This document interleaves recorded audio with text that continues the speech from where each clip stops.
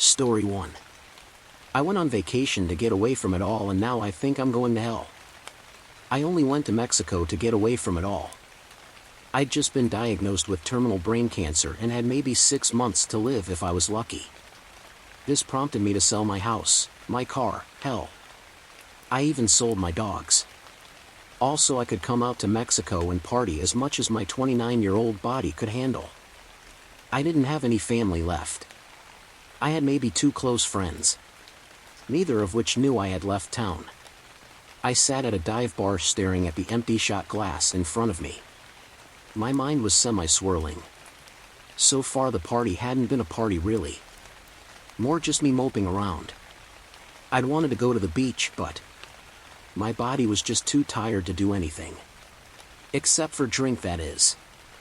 I was maybe 2 shots deep, so I hadn't felt anything yet. I was just about the only person in the bar aside from the bartender, who was a stout older gentleman named Juan. He was friendly enough. We'd made small talk for a good hour or so. He'd recognized me from the previous night. I guess I looked sick, because he'd been able to figure it out within a few minutes of meeting me. He stood opposite me, wiping down the bar on his side while I stared at my shot glass. "You want another?" he asked. I just sighed and nodded, my mind cursing my situation. He exhaled and poured me another shot of whiskey. It was around that time that the door opened. A tall man entered. When I say tall, I mean he stood so tall that he had to duck down to get through the doorway. I didn't want to stare, but the man was taller than any man I'd ever seen in person before. He eyed me as he went and sat in a corner table. "I'll be with you shortly, sir," Juan said. I went back to staring at my shot glass. Then my eyes shot up to the TV, which was playing some kind of sports channel. I don't speak Spanish, so I'm not sure what was playing. It made me think about the Super Bowl though. How I wouldn't even get to see who won the next one. I sat there pouting for a few hours as guests came and went. By sunset, the bar was packed. The sounds of merriment and drunken fun rattled off behind me. I hadn't taken another drink yet. I'd been lost in thought for 2 hours. That was when someone pulled the stool next to me out and sat down. I didn't look at him. Not at first. "Cancer, eh? That's a bummer," he said. I felt my heart skip a beat as I turned to him. The man who sat next to me had short dark hair and a thin black mustache. He had a smug look in his eyes that seemed to almost glow a bright shade of hazel. "How did you know?" I asked. The man shrugged. "Mr. Deckland? Right?" "Actually, it's Deckard," I replied. Close enough. "Tell me something, Mr. Deckland." "Deckard," I corrected. "Yeah. Whatever. You sold your house, your car, and even your fucking dog, just for what? To come out here and party it up till you die?" he asked. I looked at him for a second. My mind was screaming with alarm bells for me to get out of there. How did this man know who I was? "Who are you?" I asked. "The name's Adrian Stein. You can call me Adrian." "What do you want with me?" I asked. "I just want to talk. You see, you're out here to live it up, but I'm not seeing a lot of living. In fact, I've only seen you mope for the last few days. It's a bit pitiful, don't you think?" he asked in response as he raised his hand. Juan poured him a shot and then me. I grumbled under my breath as I remembered why exactly I was there. Yeah, well, a death sentence is hard to keep off of one's mind, I said as I lifted the glass to my lips. Adrian nodded. "Well, I'd imagine so. Tell me something, are you religious?" he asked. I scoffed as I put the shot glass back down. I hadn't taken it yet. For a second I thought I knew why he was there. "If you're trying to get me to join some kind of cult, it won't work," I said. Adrian laughed. "Oh no, Mr. Deckland. I'm just curious as to your beliefs about the afterlife, since you are, you know, on the clock." I rolled my eyes as I turned back to the bar. This time I dumped the shot down my throat. The whiskey burned as it went down. I could still feel Stein's eyes on me. I could still see that smile of his. Okay. I apologize, Mr. Deckard. I don't mean to offend. I'm just curious. He actually used my real name there. I took a deep breath as I turned back to him. I don't know. I grew up Catholic. But I started. But what? You lost faith? Stein asked. Nah. I just grew up. But you have to think about it from time to time. Especially now. He said. I sighed. I did think about the idea of an afterlife. I honestly didn't consider myself a bad person. I mean, I'd done bad things before. Lied. Cheated. Nothing no one else wasn't really guilty of. I don't know, man. Heaven and hell have always been. I don't know. I hope there's an afterlife.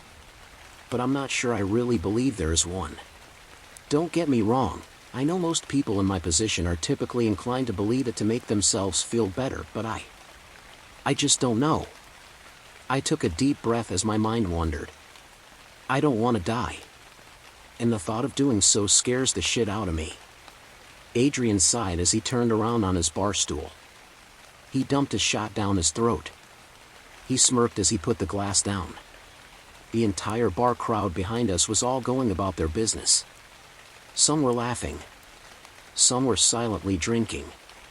The tall man in the corner just watched us. Look at them. He mumbled. I looked over my shoulder at the crowd. Most seemed in a joyous mood. Most were vacationers. We were maybe 2 miles from the resort I'd been staying at. Look at who? I asked. Them. The people. The humans. All so oblivious. Most here are living their lives happily on the surface. They take living for granted. Tell me something, Mr. Deckard. Do you think if they knew they were about to die, that they'd be here? That they'd be reveling? Or would they be wallowing in their sorrows like you are? Don't know. Don't care. I said. Ah, but you should, Mr. Deckard. And why is that? I asked. Because their lives are in your hands. Stein said. I turned and squinted at him. What? I asked. You see that man in the corner? The big Asian guy? Adrian asked. I looked at the mountain of a man who had entered the bar before. He smirked at us. You said you grew out of religion. What if I told you that that man was a Japanese thunder god called Raiden? Stein asked. I let out a soft chuckle. But Stein just gave me a serious glance. Raiden? I asked. Or Raijun. He prefers Raiden though. I thought you said you weren't going to try and get me to join a cult. I asked. Stein turned his head to me with a serious look in his face. I'm not. Mr. Deckard.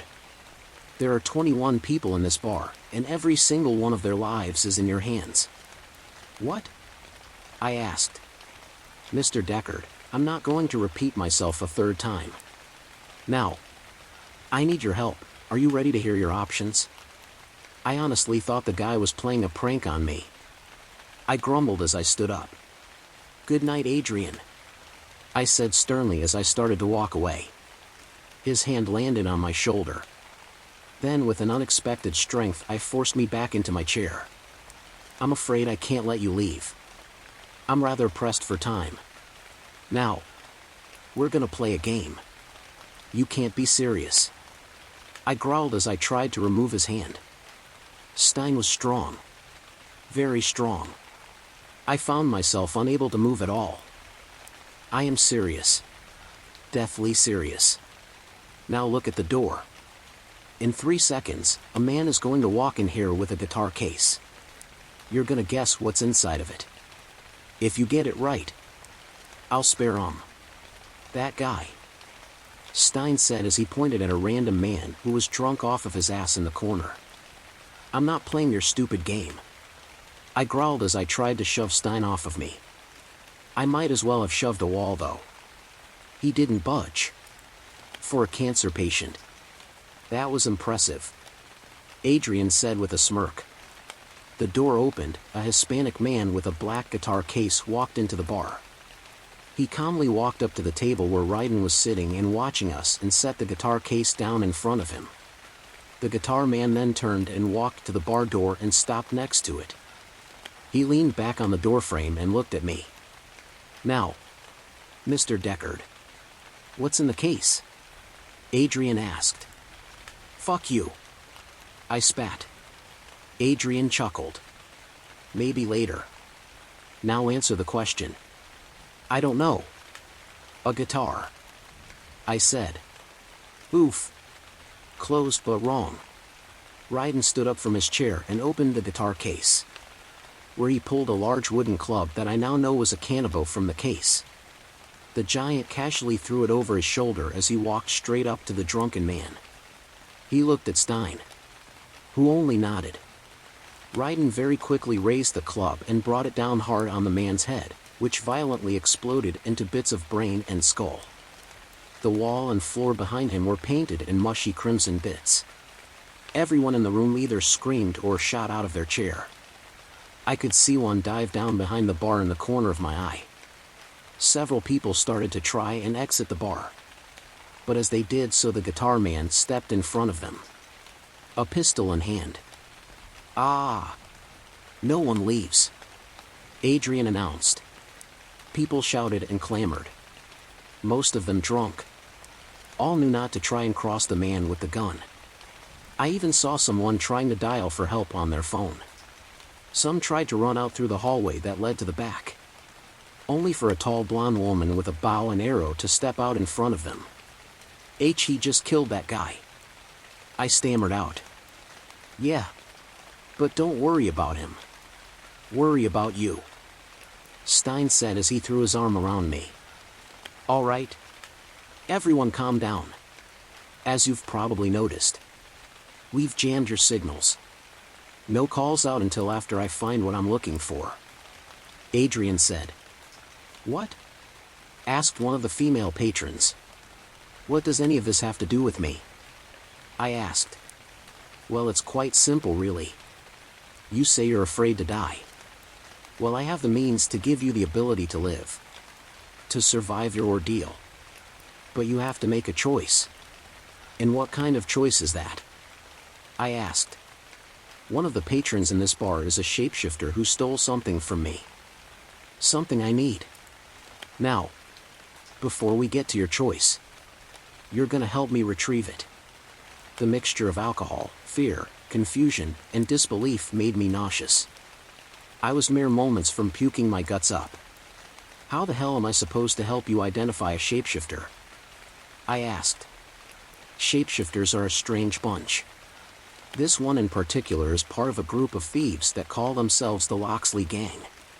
The thing about shapeshifters, though, is that they can't get stuff like cancer. Which? He took a long sniff of me. I could feel a chill run down my spine. Is how I know that it's not you. My eyes started instinctively scanning the patrons. I had no idea what I was looking for, or how I was even supposed to start looking. I still don't. I started. He would have probably approached you recently. He may have been able to sniff out your condition. He may have seemed sympathetic. But I can assure you, his intentions are less than pure. I thought for a second. The only one who'd really figured out that I was sick was Juan. I mumbled. That was when I heard the click of a firearm. I could hear Stein's jaw pop as he smiled and turned around with his arm still around me. There you are, Adrian said. Let him go. Juan growled. I don't want to, Stein replied eagerly. My heart was thumping in my chest like a battle drum. Juan seemed to steady his shotgun. I'll blow your fucking head off, he growled. Where's the sample? Stein asked. In not telling you. I could hear Ryden's thunderous footsteps approaching from behind me. Victor's not gonna like that answer. Do you even know what Agent Loxley had you steal? Stein said. Fuck Victor. And fuck you. You're not worthy of that kind of power. How do you know what makes one worthy? You yourself were gonna kill this one and steal his identity. Weren't you? Mashimon? Stein said. At that point Raiden was next to us. One turned the shotgun on him and fired. The blast made my ears ring. I didn't see the bullet hit Raiden. If it did, then he didn't react to it. He only raised his free hand. A bright blue bolt of lightning hit the bartender square in his chest, sending him flying back into a rack of whiskey. I stood there frozen. Raiden approached the counter and stepped over it. Stein turned me around. I could hear blows landing behind us. Well, that was easy. Stein said. What just happened? I asked.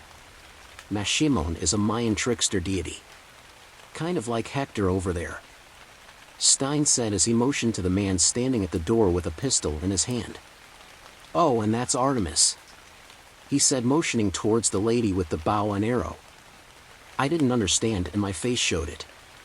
Stein just waved his hand to the side. Mr. Stapleton. Would you please escort Mr. Deckard outside? I would hate for him to bear witness to what comes next. Stein said as he pressed his finger to his ear, almost like he was wearing an earpiece. What happens next? I stammered. We're gonna torture the hell out of this bartender. Stein said calmly before putting his finger to his ear. Mr. Stapleton? George? He asked as his eyes shot up to Artemis. Go make sure the perimeter is still up. He commanded. Artemis did as she was told. She walked past the terrified, weeping crowd and out the front. That was when the sound of gunfire erupted from outside. I watched Hector take cover by the doorway. Stein shoved me to the floor. Raiden tossed one over the bar and he hit the floor next to me with a wet plop. His face was bloodied and bruised, he was also missing a few of his teeth. I looked up towards the back door as Artemis retreated inside while firing several arrows. She took cover around the doorway next to Hector. Now who might that be? Stein asked in an unusually casual tone.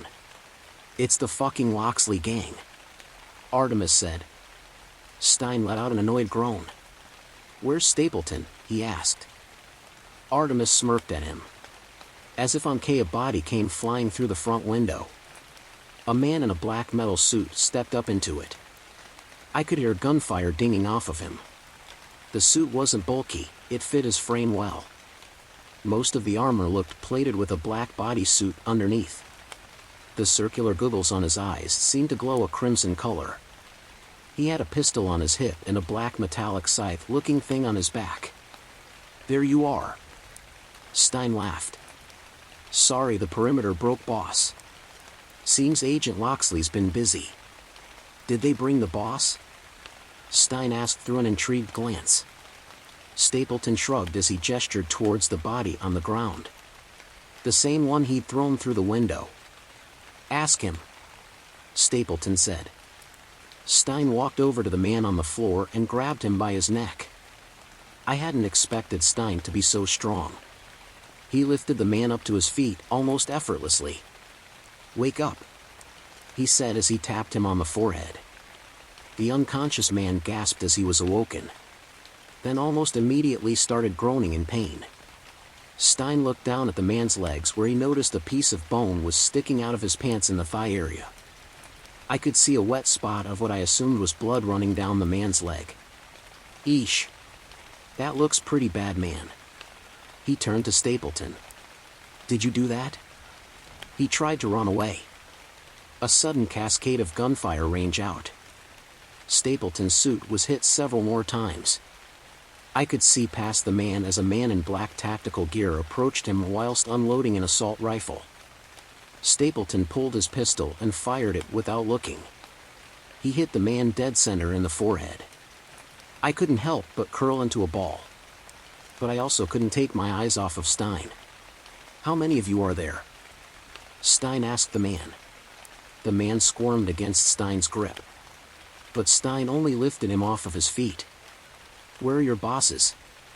Where's Loxley? Where's Kane? The man only squirmed some more. Stein rolled his eyes as he turned and looked at me. He's useless. Isn't he? He said right before he snapped the man's neck. The bar patrons all screamed or gasped.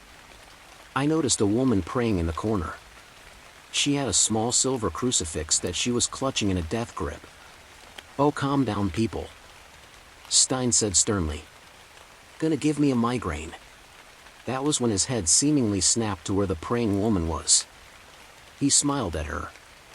Raiden. Bring that one here. Raiden thundered over and grabbed the woman by the back of her neck.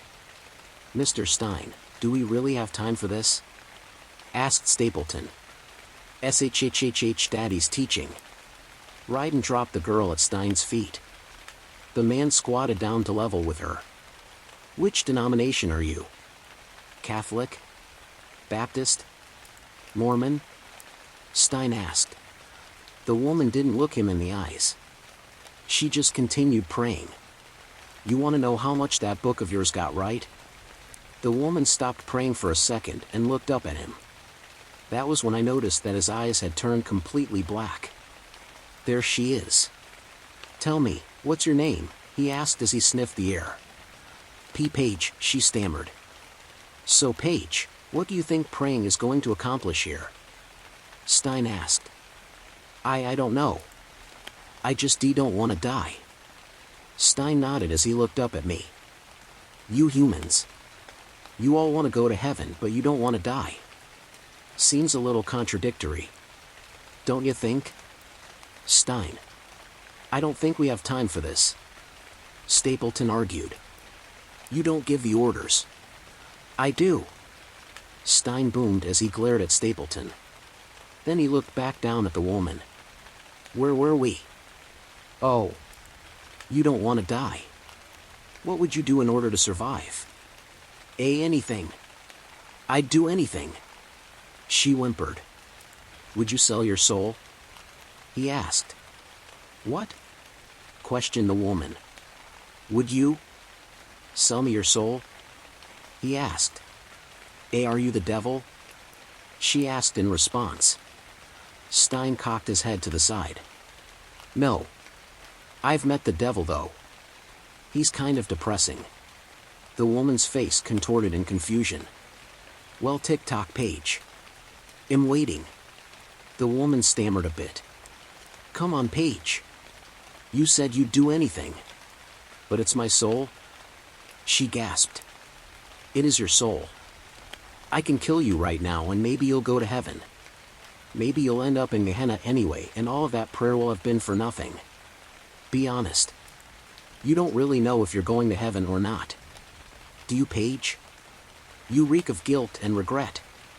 Stein looked around the room. Which of these men are your husband? He asked. And none of them. My husband is at the resort. She whimpered. Then which one are you sleeping with? I'm not. Paige started. Paige. Honey. I can smell your perfume on at least 3. He sniffed the air again. No, wait, 4 of the men in here. You know, adultery is a sin, right? So pray as hard as you can. Please. If you're so desperate to speak with God. Raiden. He said as he motioned to her. More gunfire erupted from the street. Stapleton returned fire. Artemis shot a few arrows from around the doorway.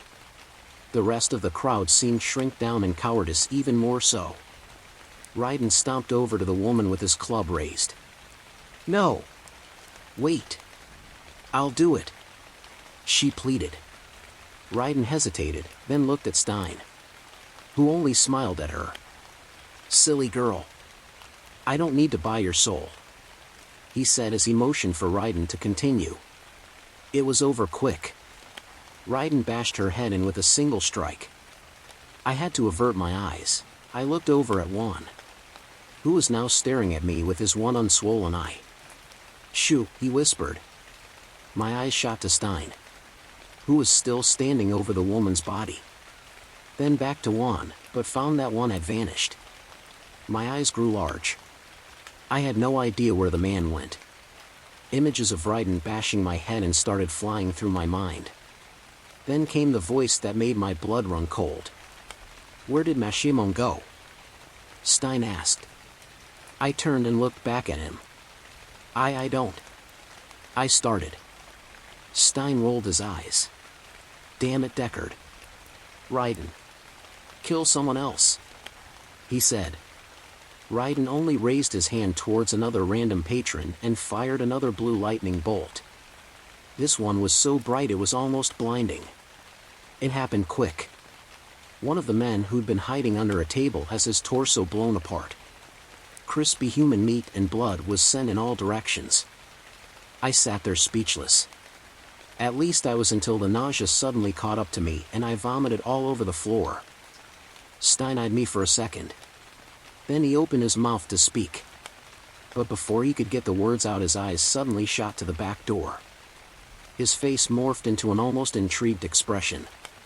The one that had become unguarded after Artemis had gone to the front. My eyes turned to see what he was staring at. Mashimon was standing there with a vial in his hand. A vial of what looked to me like blood. "Let everyone out of here or I'll destroy it," he commanded. Stein rolled his eyes. "Do you even know what you're holding? Do you know whose blood that is?" Stein asked. "I don't care. Now let these people go. Why are you so concerned for the humans? You were gonna kill that one," Stein said as he pointed at me. Mashimon eyed me for a split second before looking down at the floor. "It would have been a mercy. That man is already dead," he said in a soft tone. He was right, of course. It hurt my heart to think about. I sank down a little bit. Stein scoffed. "Eesh. That's harsh. Even for me," he said as he took another breath. Then turned to me and smiled. "And he's supposed to be one of the good guys. Let these people go. I mean it. I'll destroy it." Mashimon barked as he raised the vial up like he was gonna shatter it on the floor. Stein wasn't even remotely bothered by this. He took a deep breath, then before I knew it, he had seemingly teleported across the room. He'd snatched Mashimon by his wrist and throat. "Where's your boss?" Stein asked. "Fuck. You," Mashimon wheezed. "Why does everyone keep saying that?" Stein asked as he turned to Raiden, who only shrugged. That was when an arrow flew through the window and landed in the center of the room with a loud thunk noise. Stein turned and looked at it with a smirk.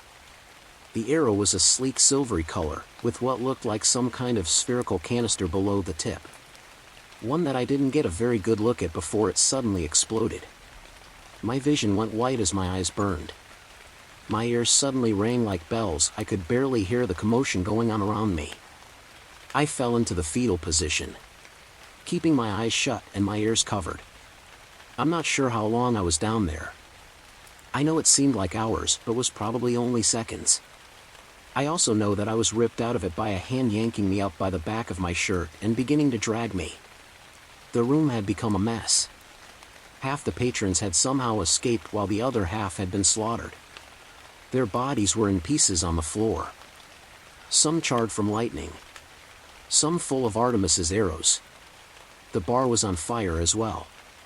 Not like in the sense that the building was burning around me. I mean the literal fucking bar where I'd been sitting was ablaze. It took me a second to figure out who was dragging me across the room. It was Stein himself. His clothes were singed, but he seemed more annoyed than anything. I managed to look directly behind myself, where I found Artemis covering our exit with her bow. Ahead of her lay several dead men in tactical uniforms. Adrian Stein pulled me out the back of the bar and into an alleyway. Artemis was right behind us. He sat me up against the wall and bent down next to me. "Well, that was fun. I got the vial," he said as he excitedly dangled it in front of me. "You got what you wanted. What do you still need me for?" I asked. "I told you, Mr. Deckland, you're gonna have to make a choice," he said with a smug grin. "It's Deckard," I corrected. Do you know what sends people to hell, Mr. Deckland? I exhaled with annoyance, my ears were still ringing. It's the negative energy associated with guilt. Which is something you humans are so fucking good at. Like, I've been across the entire multiverse, and I've never seen a species capable of so much self-loathing. And I know the actual devil. I could see past him as Artemis suddenly aimed her bow down the alleyway. Loxley! She snarled. I turned my head to see a man standing there with a bow raised. He had longer dark red hair and an eye patch over his left eyeball. Artemis! What did you run out of bank robbers to kill? Moved up to innocent people, I see. The man said with a smirk. Stein looked at Artemis, then me, then back at Artemis, then at this Loxley fellow. Mr. Loxley. What's it been? 200-300 years? Stein asked. Where's Mashimon? The one-eyed archer demanded. He's with some of my associates. Where's Kane? Stein asked in response. He's not stupid enough to come out here with you. Loxley replied. And you are? Tell me, do you really think this is a fight you can win? Stein asked. Loxley raised his eyebrows, not in 1,000 years. But I need the vial. What would someone like you need a vial of Lucifer's blood for? Asked Stein. Asked Kane. I'm just a thief with magic arrows. Loxley said as he aimed for Stein and let loose an arrow. The arrow moved at an ungodly speed. It moved in the blink of an eye. But Stein caught it like it was nothing more than a mild annoyance. Stein examined the arrow while Artemis let loose a few arrows of her own. I watched Loxley dodge and duck to evade them while returning fire. Stein looked down at me and smiled before snapping his fingers. The next thing I knew, we were on a rooftop. I was still on my ass while Stein stood still holding the arrow. He tossed it off the roof while he fished the vial of blood from his pocket. That's Lucifer's blood? As in the actual devil's blood? I asked. The one and only. Stein said. So hell and all that is real? I asked. We call it Gehenna. But it's real? I asked as I thought about my illness. Stein turned to me and tilted his head. It's all setting in now. Isn't it? He asked as he squatted back down ahead of me. Am I going? To hell, I mean? I asked. Stein shrugged. I told you, Mr. Deckland. It depends on how guilty you are. I considered this for a second. I didn't have much that I truly felt guilty for. Not at the time. But if hell exists, then so does heaven. I said. Stein nodded. Correct. I thought about it for a second while Stein studied me closely. Could I actually get into heaven? Did I have any major regrets? Any damning personality traits? Mr. Deckard, unfortunately your night isn't over yet. We still have one more thing to do. I looked at him quizzically. Now that you know one of the secrets of the universe, Mr. Deckard, are you still afraid of dying? I thought about it for a second. I wasn't sure.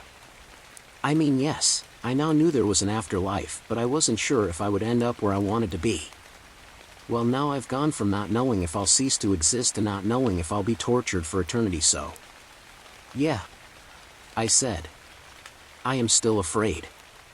Stein nodded as he produced a pill bottle from his pocket. One marked easy on the label. Well, my company's advanced science division made this.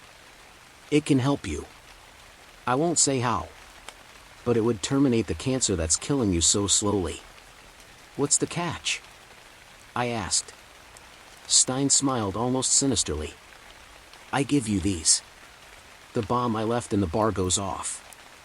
I raised a brow. The bar that everyone still living evacuated during the struggle? I asked. Stein shrugged. Maybe they did. Maybe they didn't. Maybe emergency personnel are in there right now. Are you willing to take the chance? I thought for a second. I could be cured. I could live. This could save my life. I mean, I saw everyone still living leave. I couldn't possibly turn that down.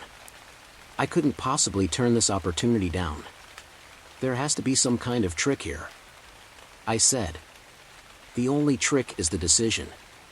You get to live, and I set off a bomb and you live with whatever consequences come with it. You choose not to. And I'll kill you myself right now, he said in a more serious tone.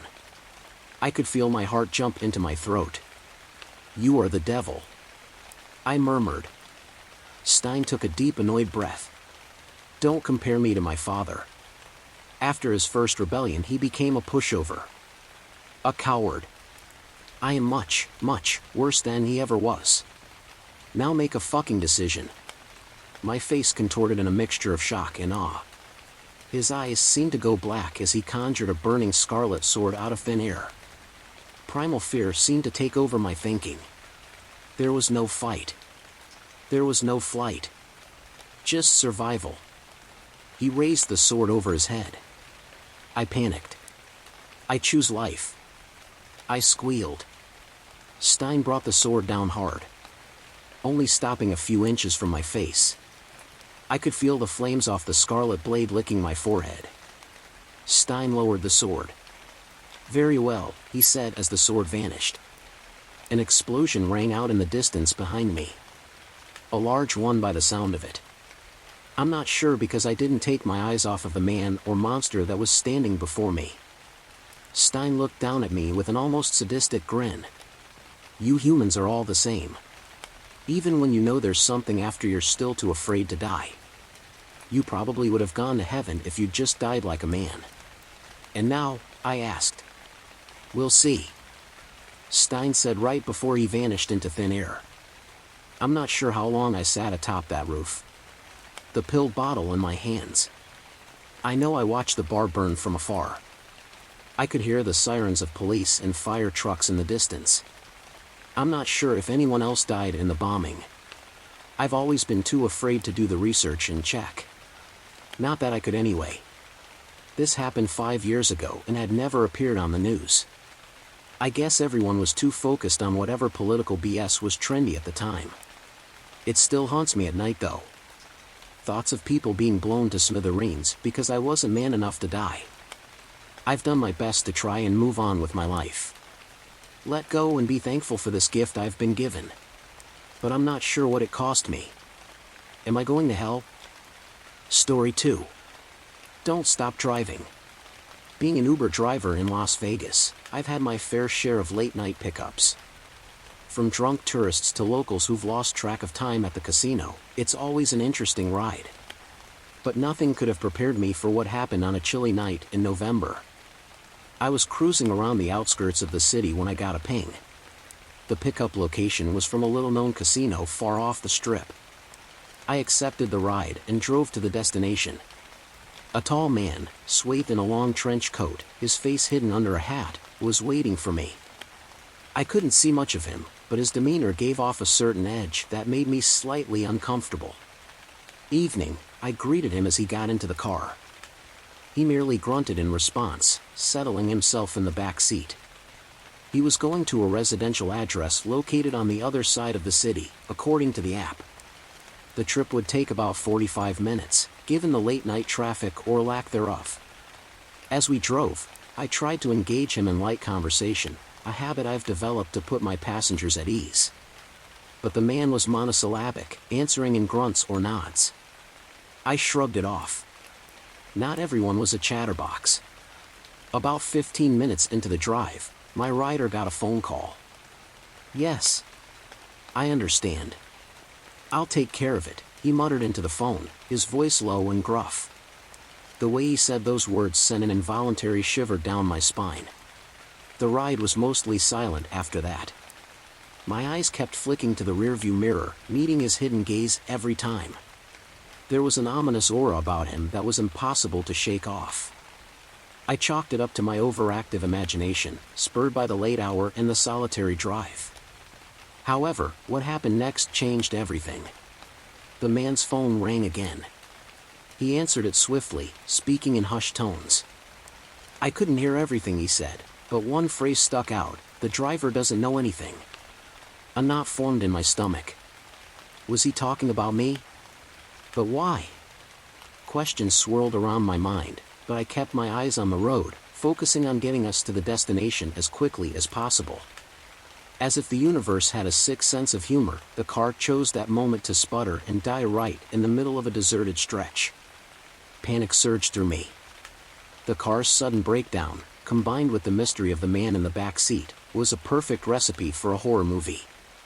I swallowed hard, my throat dry. "Sorry, sir," I stuttered, trying to hide my growing fear. "Let me see what the problem is."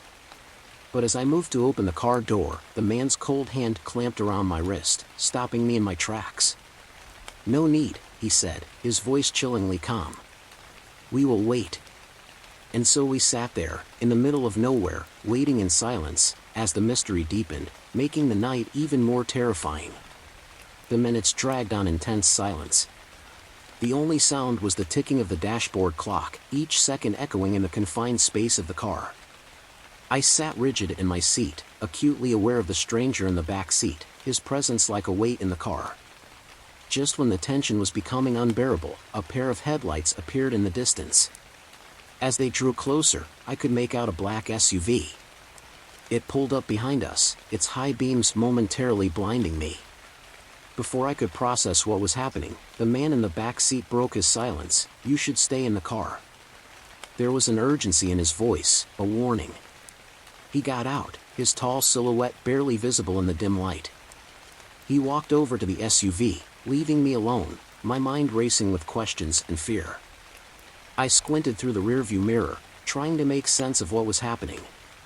The man was talking to someone from the SUV, their conversation too hushed for me to hear. Suddenly, he turned and pointed towards my car, towards me. The panic returned, more intense than before. Was I in danger? Should I run?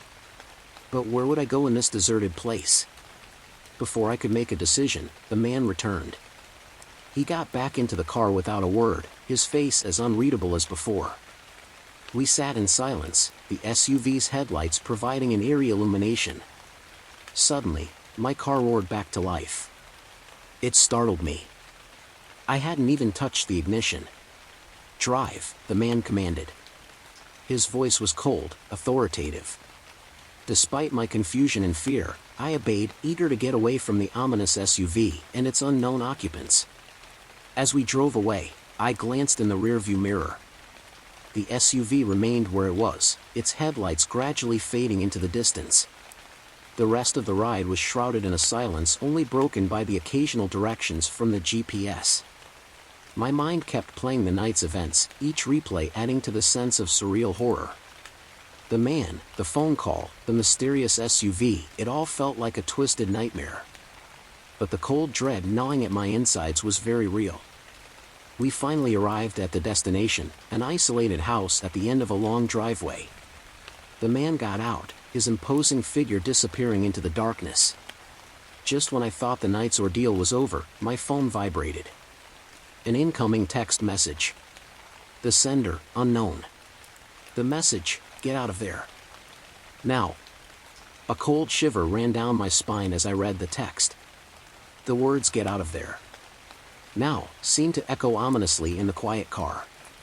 My hands shook as I dropped the phone, the bright screen casting eerie shadows in the darkness. My eyes darted to the house. It was an unremarkable structure, save for the utter isolation. Its windows were dark, its surroundings eerily silent. The man was nowhere to be seen. A sense of dread settled over me, as though unseen eyes were watching from the darkness. With a jolt, I realized I was still parked at the end of the driveway. I needed to leave. Fast. The mystery text, the man, the ominous house, everything screamed danger. My mind spun, the adrenaline pumping as I put the car in reverse. Just as I was about to hit the gas, the front door of the house swung open. The man stood there, silhouetted against the dim light from inside the house. I froze, my heart pounding in my chest. But instead of approaching the car, he turned and walked back into the house, leaving the door ajar. Something about the scene felt like a final warning, like an invitation into a trap. Terror gripped me. My foot hit the accelerator, tires screeching as the car sped away from the house. My breathing was ragged, hands tight on the wheel. The city lights in the distance seemed miles away. Just as I was starting to think I'd escaped, my phone buzzed again. Another text from the unknown number, "Don't stop driving." The rest of the night was a blur. I drove aimlessly, my mind consumed by fear and confusion. The first light of dawn found me parked in a 24-hour diner's lot, my body numb with exhaustion. The following days were filled with paranoia. I reported the incident to the police, but without concrete evidence or clear motive, there was little they could do. The unknown number that had sent me the warnings was untraceable. I quit my job with Uber, the fear of another late-night pickup too much to bear. The man, the house, the cryptic texts, they all remain a mystery. I still wonder what would have happened if I'd stayed at the house that night. But some questions are better left unanswered. From then on, each passing car, every anonymous number, sent a chill down my spine. The fear has lessened over time, but it never truly left.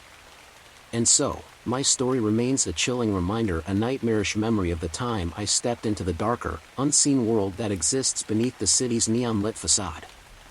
A world I had unknowingly entered just by accepting a late-night Uber ride. Story 3. While camping in Australia. Camping always has the potential to be kind of creepy. I love it, being alone in the middle of nowhere with nothing but a tent between me and the elements. I find it incredibly refreshing to get away from the rest of humanity like that. Yet, I would be the first to admit that in being so isolated, it is easy to go from calm and relaxed to panicked and expecting death with nothing more than the sound of a twig snapping unexpectedly. But it is worth it, and I take all the safety precautions I can. My family knows my travel plans, up-to-date maps. I check in via satellite phone regularly, hire a recently serviced vehicle, spare wheels, spare fuel, spare water, and all the rest, plus I have enough medical supplies to start a small hospital. I also do a whole lot of research, so I know the area. Mostly the weather, the politics, and the local flora and fauna. I was traveling to snake and spider-infested Australia, so that last one was of particularly high priority for the trip. I make a bit of money as a freelance nature photographer, so I was hoping the spring season would get me some good shots of wildlife. But despite feeling pretty organized, despite never having had any major problems while camping in the past, there's one more thing I will never neglect looking into again: local folklore. Right, yeah. Laugh if you want, but let me tell you about my time camping in the Australian outback. It had been a rough day of driving. I felt like every one of my joints was compressed from the Land Rover bouncing over the rough, corrugated tracks, and the weather had been particularly hot and dry, even more than usual. For days into my 2-week trek across the desert, and I was sunburned, blistered, and covered in little bites from gnats and mosquitoes, which no amounts of sunscreen or insect repellent seemed to protect against respectively. I considered it all worth it though. The landscape is spectacular, like nothing I had ever seen before. When I stopped for lunch, there were panoramic views of red-earthed land so flat you could see for miles uninterrupted, but for low-growing grasses and the occasional, silvery, paperbark tree. I could make out one distant peak. It definitely wasn't a mountain. I would even hesitate to say hill. It must have been less than 500 feet high, but it stood out in the otherwise flat landscape. I decided to drive towards it and camp nearby, as I could try getting normal phone reception from the top as well as take some photos of the desert at sunset. I arrived at its base. It was late in the afternoon, so I set up my tent on the flat, hard soil before gathering my gear to climb the hill. It was relatively easy to scramble up. I had changed into trousers before leaving despite the heat, because the temperature always dropped so suddenly in the desert. I was grateful for this later, as my knees were somewhat protected as I hauled myself over rocks and through thorny bushes. My hand were stained the same bright red of the soil by the time I neared the top, and I suspected the rest of me was too. I could even feel the grit permeating my mouth. There was no regular reception, but I wasn't worried. I still had the satellite phone if I needed it. The top made for a great vantage point for pictures, but the sun was still a little while off that beautiful dusky lighting, so I had to look around. The hill was mostly barren rock, but small, determined shrubs found room to grow, albeit withered and stunted in the slightest of cracks. On the far side I discovered a small hollow of a cave. It was narrow at the mouth but rapidly got more wide further in. I yelled and stomped in an attempt to ascertain if there was any wildlife lurking, but there was no sound in response. Crouching down, I shuffled in. It smelled sour and like rotting meat. My boots knocked against something solid which clattered away like dropped cutlery. Clicking on my torch, I saw it was a pile of bones, ranging vastly in size. They looked recent and were not entirely devoid of flesh. Disgusted, I covered my mouth and nose with my hand and quickly swung the light around to assure myself I was alone. Native wild dogs, I suspected. Dingoes, nocturnal and already out hunting for the night. There were bones scattered throughout the cave, sometimes at random, sometimes in little piles, as well as partially eaten animal carcasses, small mammals mostly, in the better part of a big roo. Slight depressions and hollows in the dust indicated where the animals must lay. I didn't linger, knowing my scent would already cause the dingoes some consternation when they returned. Although like any wild dogs I knew dingoes could be vicious, I wasn't worried camping so close. They looked very well fed, and they weren't the type of animal to pick fights with humans unprompted. Outside I got a couple of shots of a wedge-tail eagle before it flew quickly east, and eventually, shots of the sun setting over the desert plains. I had expected to see more wildlife. This was the least populated part of the desert so far. Apart from the carcass in the cave, I hadn't seen any mobs of kangaroos nor a common bustard bird all day. Not good for photography. It seemed that here, even the flies and ants weren't pestering me. It was peaceful, lying back on a rock, watching the stars emerge one by one and knowing I was the only human for hundreds of miles. Desolate, nearly uninhabitable expanses of wilderness in every direction make you feel like you are on another planet.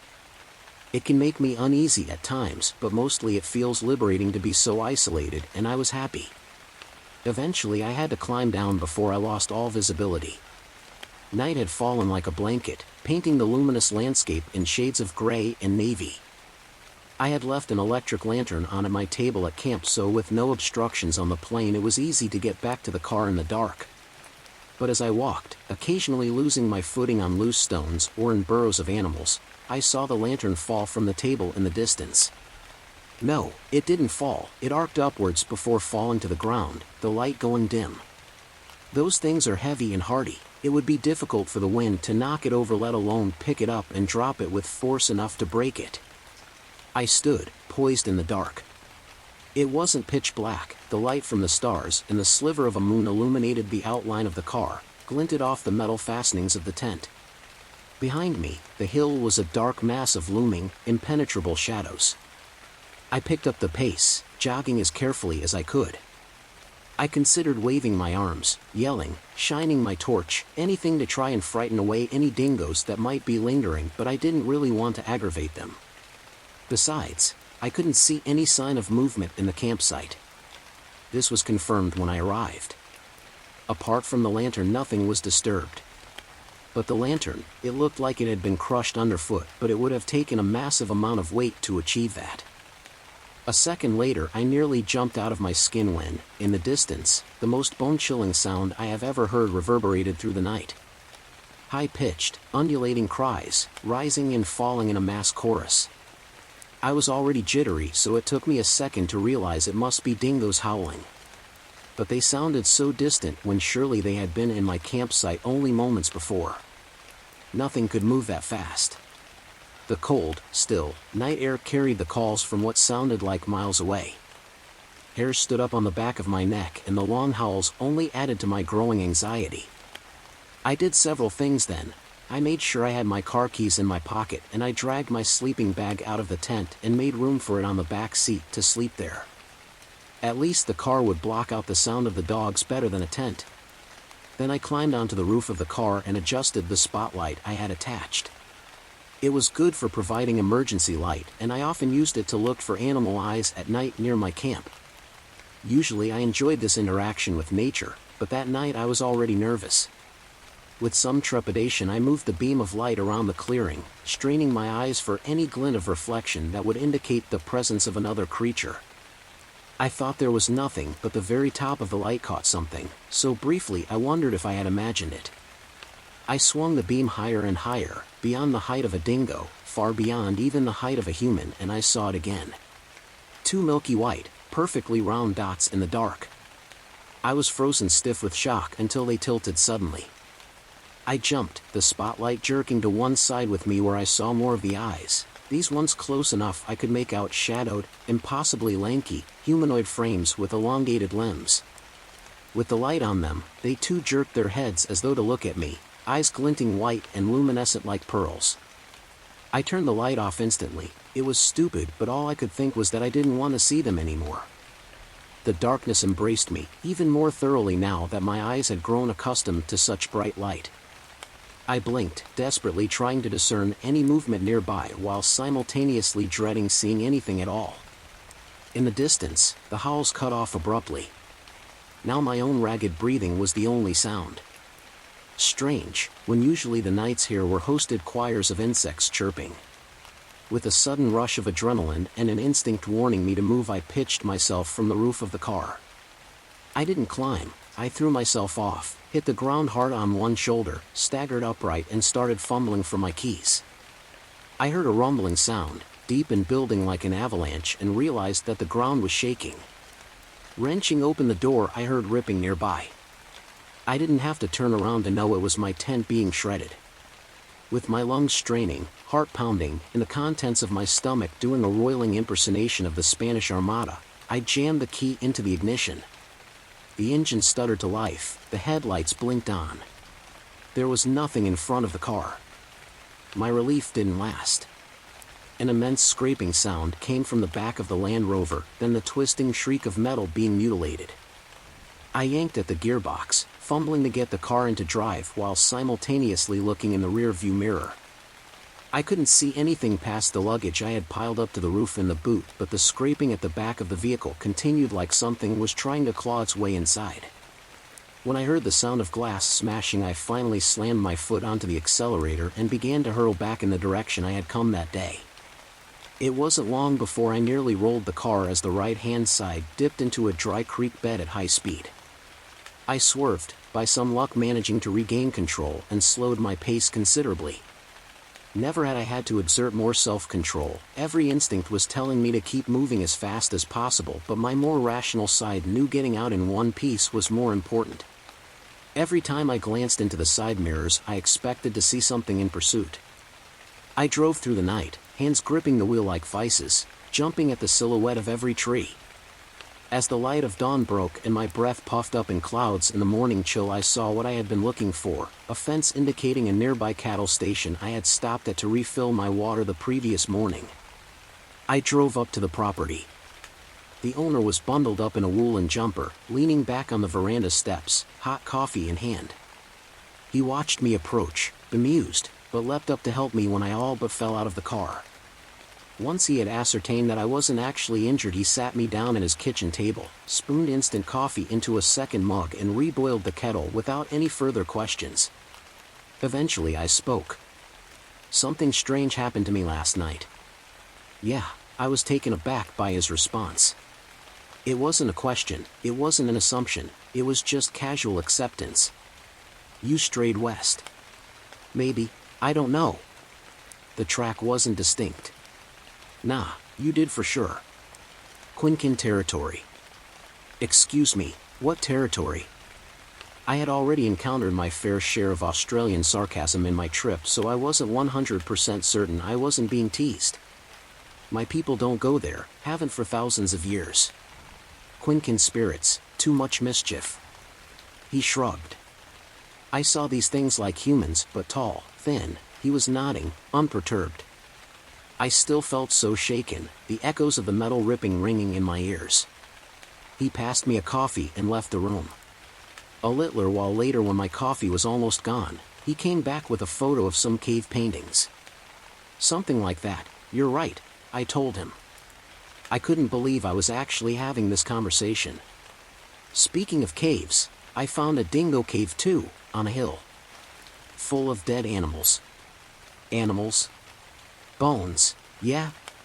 No, bits of rue and the likes. Dingoes wouldn't leave meat on a carcass. I shifted uncomfortably in my chair, unsure of how to reply. Thanks for the coffee. I should probably check the damage to the car and get going. Damage? Yep, I reckon one of those krakens or whatever had a go at my tent and the rover. Something scared me half to death anyhow. Quincan, he corrected automatically, then went silent. He watched me carefully for a minute before picking up the empty mugs and putting them on the sink. He ran a hand through his curly dark hair and then shook his head. Doesn't sound like them, they good spirits. I'll check out your car. We went outside and looked. The spare wheel, metal casing, and all had been ripped off. Window smashed, the boot door hung slightly crookedly on its hinges, and half of my luggage must have fallen out as I drove.